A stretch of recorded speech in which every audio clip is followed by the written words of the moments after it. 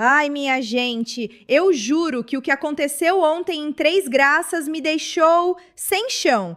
Sem palavras é pouco. Vocês não estão entendendo o nível do caos que se instalou, a bomba que os roteiristas jogaram no nosso colo e que explodiu bem na nossa cara. Eu confesso que, mesmo depois de tantos anos acompanhando e, claro, trabalhando nos bastidores de novelas, eu ainda me surpreendo com a capacidade de virada que uma história bem contada tem.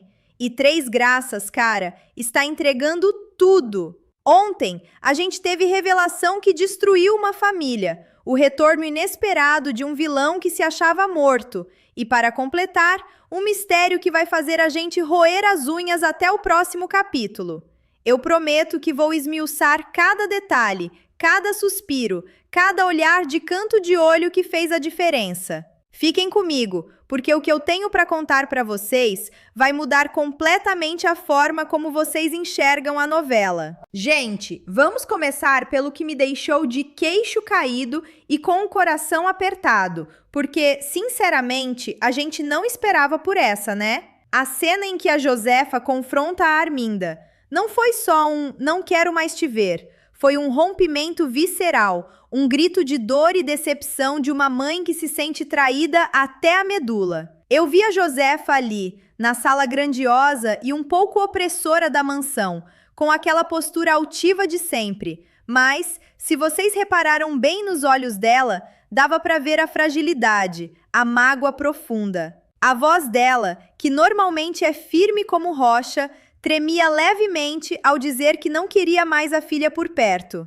Não era só raiva não, gente. Era a dor de ver a própria carne e o próprio sangue virando as costas para os valores que ela tanto preza. E a Arminda? Ah, a Arminda.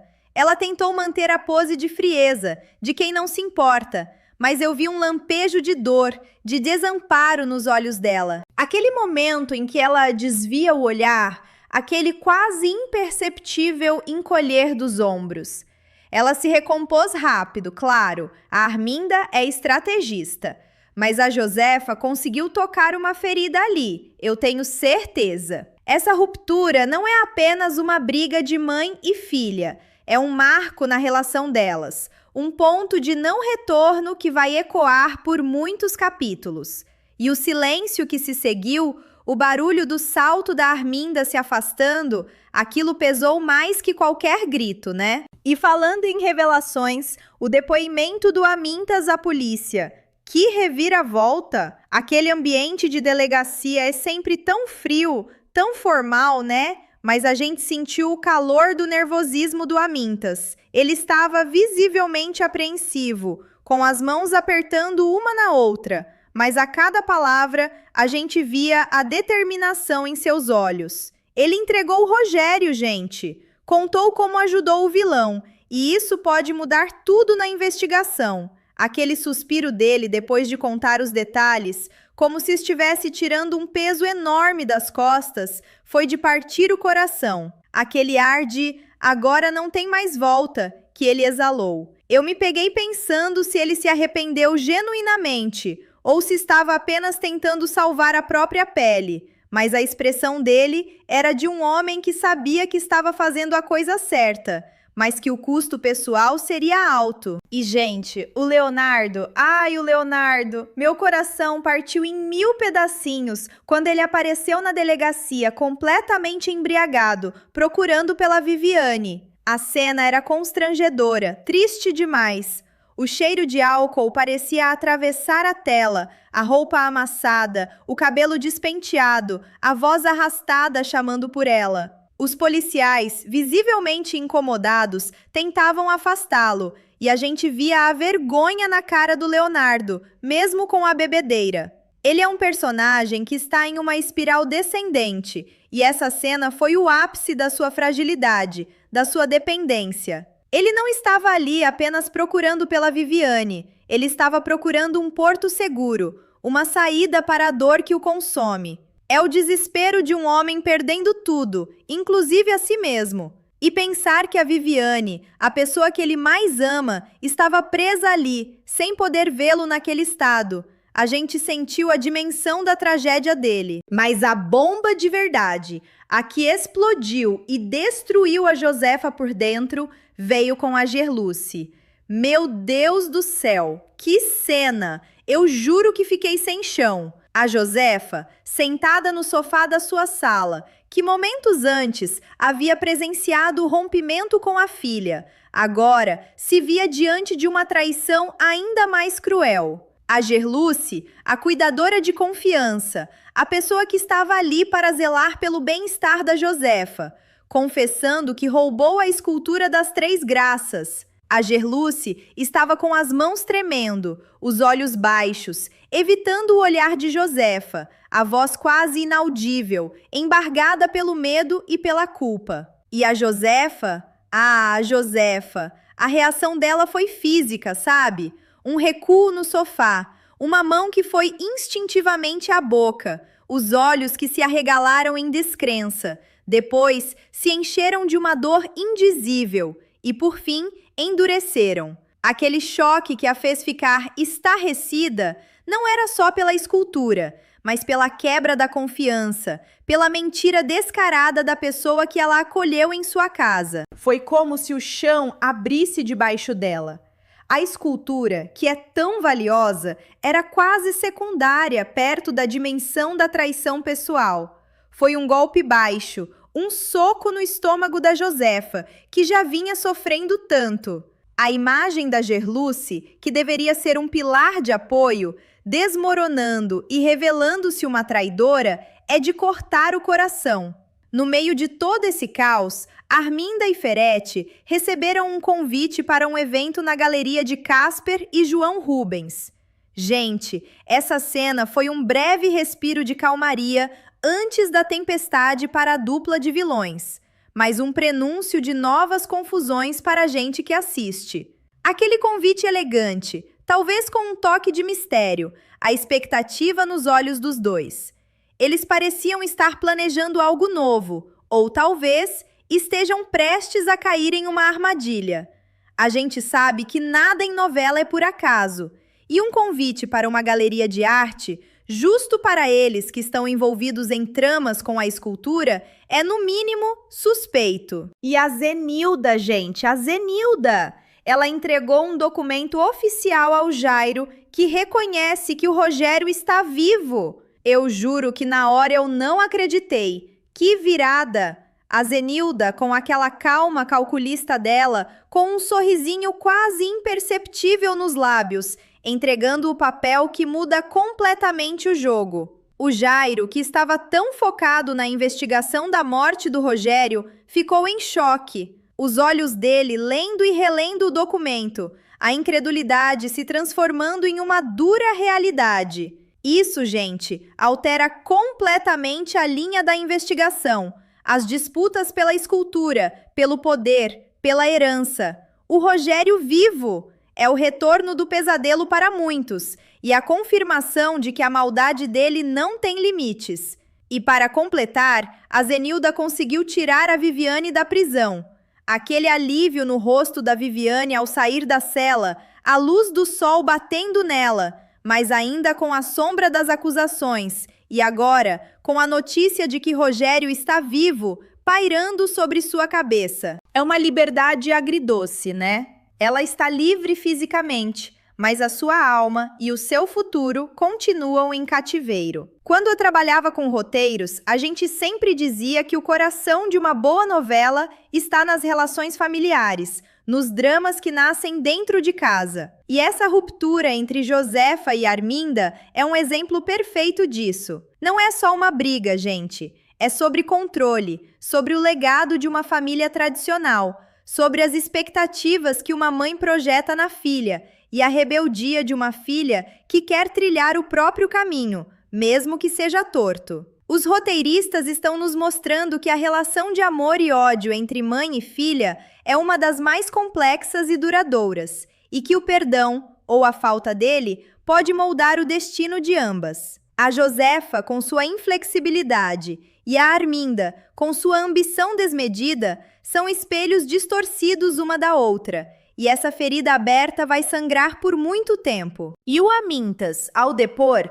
qual a intenção narrativa por trás disso? É para mostrar que o cerco está se fechando em Rogério, claro, mas também para dar um arco de redenção, ou pelo menos de tentativa de redenção, para o Amintas. Ele estava envolvido, ajudou o vilão, mas essa confissão pode ser o primeiro passo para ele se livrar de um peso que carregava. Os roteiristas podem estar sinalizando que, mesmo os personagens que cometeram erros, podem ter uma chance de se reerguer, de escolher um caminho diferente. Ou talvez ele esteja apenas tentando se proteger, e isso é o que torna o personagem tão humano e ambíguo, né? O Leonardo, coitado, é a personificação da tragédia humana.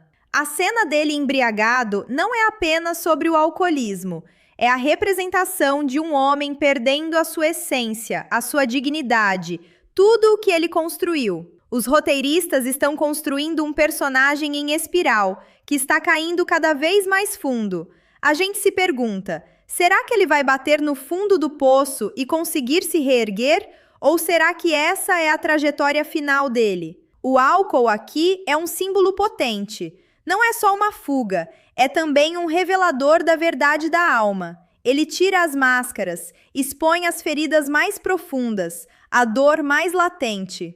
Meu coração partiu vendo ele se desintegrar assim. Mas, gente, a Gerluce, essa foi a jogada de mestre dos roteiristas. Sabe, quando eu trabalhava com roteiros, a gente sempre buscava o vilão inesperado, aquele que vem de onde menos se espera, que quebra todas as expectativas. E a Gerluce, a cuidadora, a figura de confiança, ser a ladra da escultura, isso é genial. Isso não só choca a Josefa, mas choca a gente também, que depositou alguma confiança nela. Essa revelação destrói completamente a ideia de que a bondade está onde a gente presume que ela esteja. E a escultura das Três Graças, que deveria ser um símbolo de beleza, de arte, de legado familiar, aqui se transforma em um símbolo da ganância, da traição, da corrupção que se infiltra até nos lugares mais íntimos. A ironia é cruel, né? As Três Graças, que representam a graça, a beleza e a criatividade, viram o pivô de tanta discórdia e desonestidade. E o convite para Arminda e Ferretti ir à galeria de Casper e João Rubens? Os roteiristas estão criando novos palcos para o confronto, gente. Uma galeria de arte para personagens envolvidos em roubo de arte é o cenário perfeito para novas tramas, novos golpes, ou, quem sabe, para a própria exposição deles. Será que eles vão tentar roubar outra peça?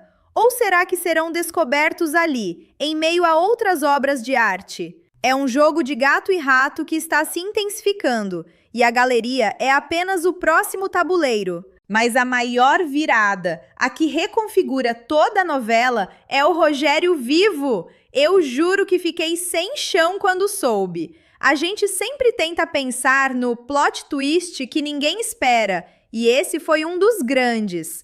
Por que manter o Rogério vivo? Porque ele é um antagonista poderoso, e a sua morte foi apenas um artifício para que ele pudesse agir nas sombras, para que o seu retorno fosse ainda mais impactante. Isso eleva o nível do conflito, traz de volta um personagem que tem contas a acertar com todo mundo e complica a vida de cada um na novela. A Viviane, que mal conseguiu a liberdade, agora tem que lidar com o fato de que seu algoz está de volta.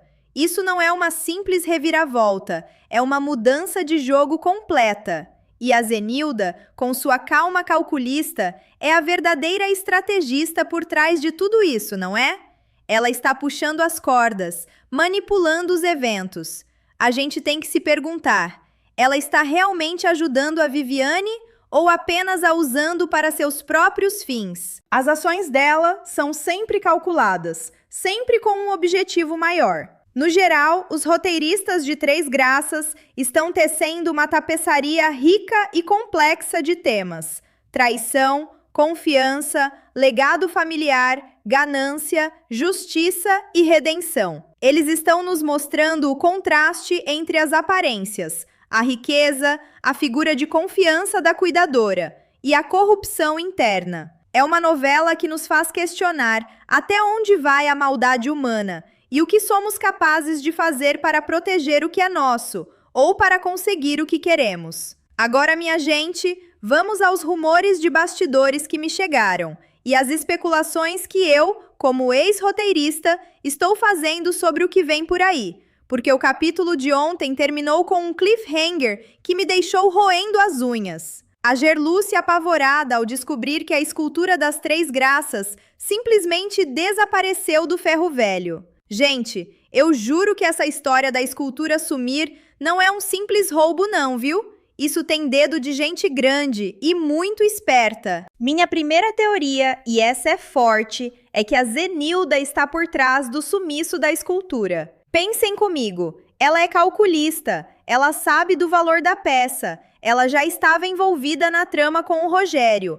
Talvez ela soubesse que a Gerluce tinha roubado e estava monitorando tudo. Ela poderia ter orquestrado o sumiço para usar a escultura como uma poderosa moeda de troca, para ter controle sobre a Josefa, sobre a Arminda, sobre o próprio Rogério. Ela é uma jogadora de xadrez, e a escultura pode ser a peça-chave para o xeque-mate dela. Circula nos bastidores que a Zenilda vai se revelar uma vilã ainda mais complexa e ardilosa do que imaginamos, e esse movimento com a escultura seria a prova disso. Mas tem outra possibilidade, e essa me dá arrepios.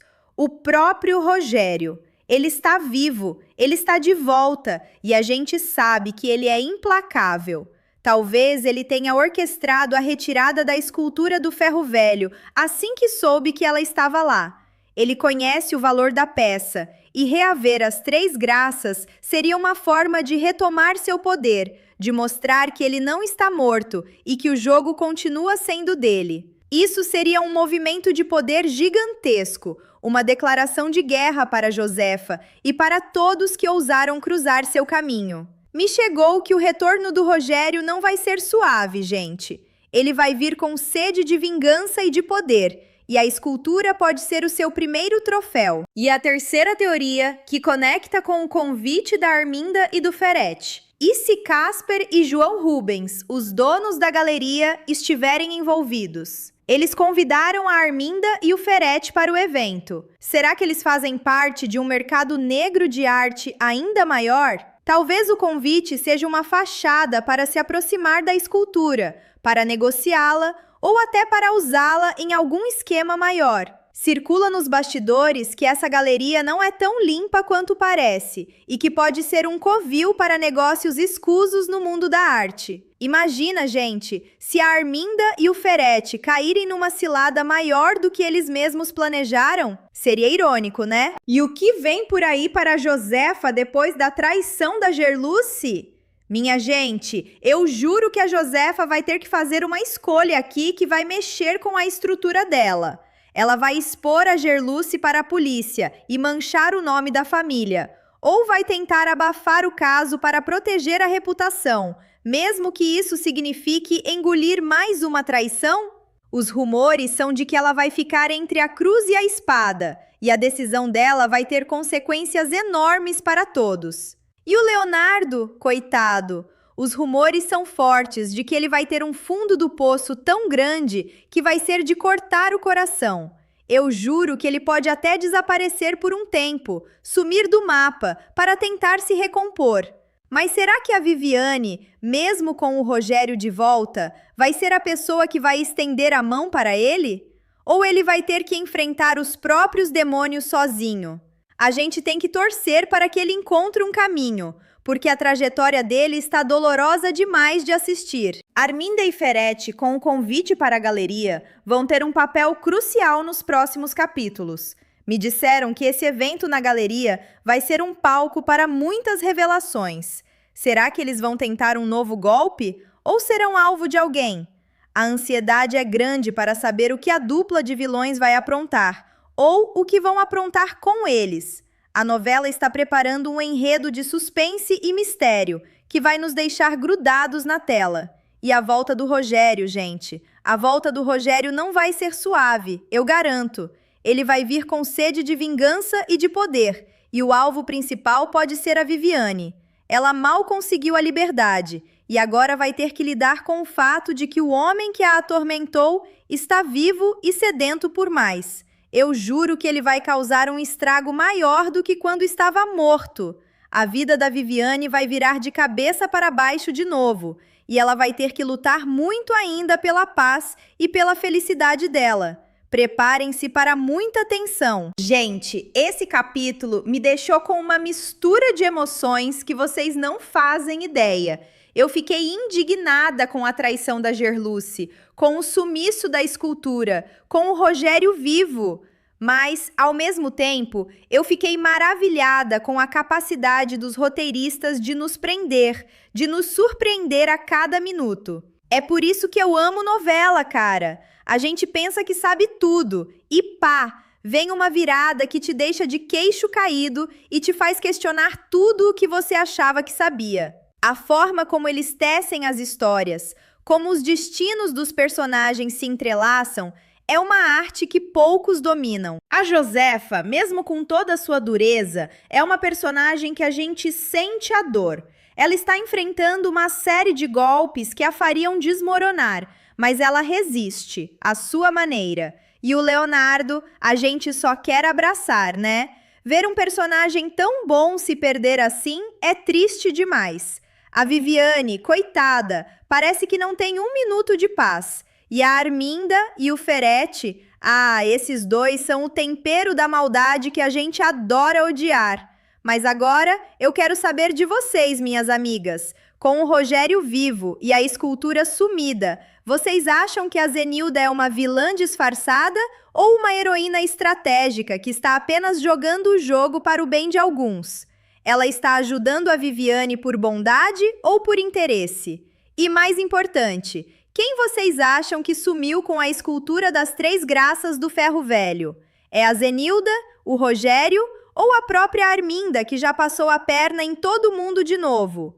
Deixa aqui nos comentários, porque as teorias mais malucas a gente traz para o próximo vídeo. Não perde tempo, amiga! Já deixa seu like, se inscreve no canal para tomar aquele cafezinho comigo todo dia e ativa o sininho, porque amanhã eu venho com o resultado dessa guerra. Um beijo gigantesco e a gente se vê no próximo capítulo.